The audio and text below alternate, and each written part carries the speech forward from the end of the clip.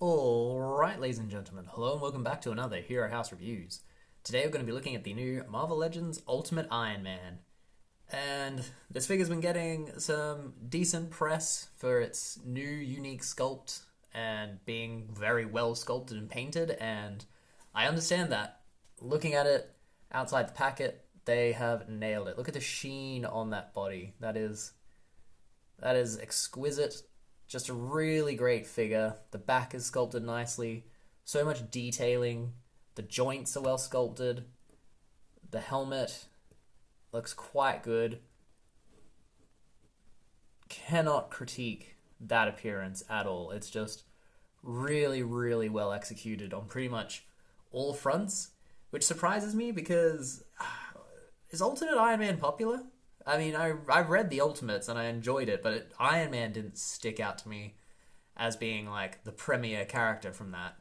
I guess it's good he's gotten a figure because it means we might get an Ultimate Thor, and Ultimate Thor was just a very cool look. I think it's definitely one that sort of inspired the movie version in quite a bit. In quite a bit? That wasn't a sentence. I'm tired today, but anyway. I picked this guy up in a trip to Boston. It was cool. It was sick. And you can't get this guy in the UK yet, so very cool to just stumble into a Target and find him. Definitely understand the thrill of hunting for figures in person more if you live in America. So that's definitely a benefit you guys have. So congrats. Articulation-wise, before I get into articulation, I'll show you a quick size comparison. This is him next to classic Iron Man. You can see they're pretty much of a height. You can really see the sort of different color schemes, the different energy. Ultimate Iron Man looks much more sort of realistic and gritty in terms of his design, I think. He comes with, in a strange way, like a decent swath of accessories, but also a bad one. So he's got sort of an open, shooty hand, punchy hands, and then the grabby hands I've got on him. And his little comic book thing, which isn't particularly well done. It's like a little clipboard. Don't understand its purpose, and to be honest, when I was taking pictures of him, I forgot it existed. Because rather than that, just a single blast effect would have been cooler. He's even got the holes in his blasty hands to add, like, peg in an extension, so seems like quite a waste to not have it there. But again, that's kind of the part of the course with Marvel Legends. No figure is perfect, but there's always just some egregious errors. This guy is a really cool effort though. Articulation-wise, these are separate pieces on the shoulder, so you can get your 90 degrees. Look at even there, the joint, the elbow bend joint is sculpted. Got a nice bicep swivel that's really well implemented. Double jointed elbow gives you 90, more than 90. Oh, you can rotate that around so it won't get in the way. More than 90 there. The head can look up this much, down that much. Not super amounts of room there. This neck joint also turns, but doesn't really need to, but you can. You've got a nice ball joint there, but it kind of, you just bounce back a little bit. Yeah, so it's not a huge amount of movement. You can look that far up without bouncing back. Can look not really down at all. And splits-wise, you can really only get that far.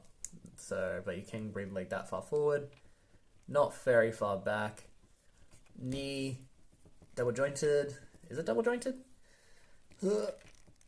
Oh, it is, but it fights you. Double jointed knee.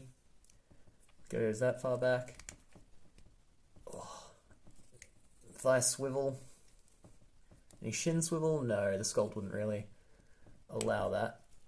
And then you get to the feet. The feet are nicely sculpted and painted. It's just a beautiful shelf presence. Goes down like that. Comes up like that. Little bit of pivot in the foot. Tiny bit of pivot in the foot. Nothing exceptional there. Yeah, limited waist movement, like the waist joint, this whole area, groin to waist. He's quite problematic. Quite problematic, one might even say.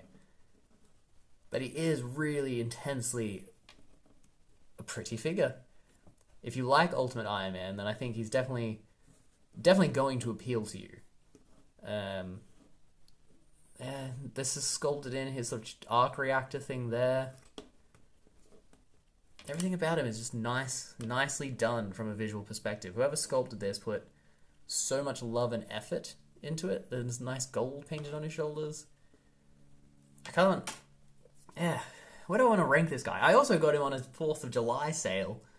It's not yet the 4th of July, but it was getting ready for it in a Target. And they had him for like $12. That is a steal for this guy. So based on that, and like me having to pay it, 5 out of 5. Like, you cannot complain of getting this guy for $12. In general, full price, 4 out of 5. The limited articulation really holds him back. The lack of blast accessories, but he is really beautiful, and I can understand anyone ranking him as a 5 out of 5, even if they paid full price, just for how delightful he is. Yeah, so I'm going to say a 4 out of 5 if you're paying full price. Yeah, I guess that's it. We'll dive into the pictures and wrap this up. If you enjoyed this review, we have plenty more. We also have Hero House, figure fights, top 10 lists, ranking lists, just loads of content to enjoy. So please like and subscribe, and hopefully I'll see you again. Thank you for your time, and all the best. Bye.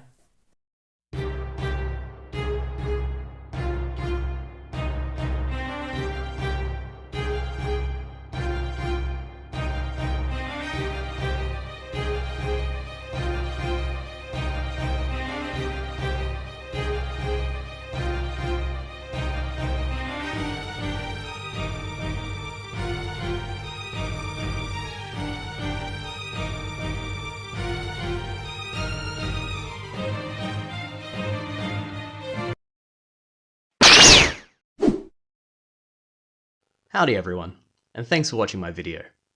If you liked what you saw here, you might consider picking up my books, Knaves on Waves and Enemies of All Mankind. They're a fantasy series that tells the story of a daring pirate crew as they attempt to topple an evil empire. It's got sword fights, sorcery, humour, drinking, all the good stuff that you enjoy. The links are in the description below, so please pop on round and maybe pick yourself up a copy or two. Give me some feedback if you can, and yeah, I look forward to hearing your thoughts. As always, thank you for your time and all the best. Bye.